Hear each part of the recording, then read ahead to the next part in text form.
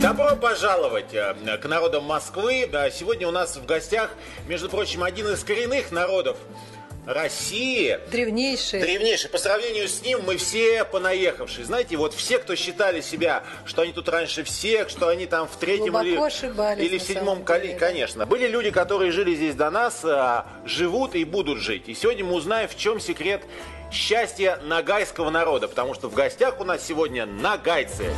Ногайцы сегодня проживают на территории России в основном 5 регионах. Это Ногайский район Дагестана, Астрахань, Республика Чечня, Карачаево-Черкесия и Ставропольский край. По переписи ногайцев в России 103 тысячи. А какой из этих районов является основным? Вообще основной наш город – это степь. Прекрасно. Представляешь, какой-то древний народ. Это же Золотая Орда, Прикаспийские степи, Вологодские пляски, наконец. Кстати, от имени одного из знаменитых начальников Золотой Орды Ногая берет свое название ногайцы. Ваш народ. Это правда? Правда, да.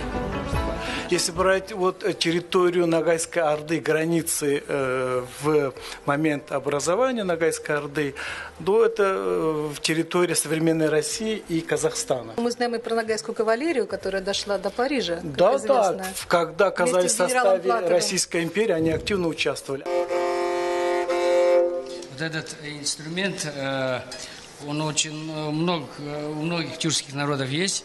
Его называют кылкобыз. Считается, что этот инструмент придумал Коркут Ата. И на нем, когда заиграл, в этот момент Азраиль пришел за его жизнью с неба. И Азраиль пришел, подсел, послушал и заснул.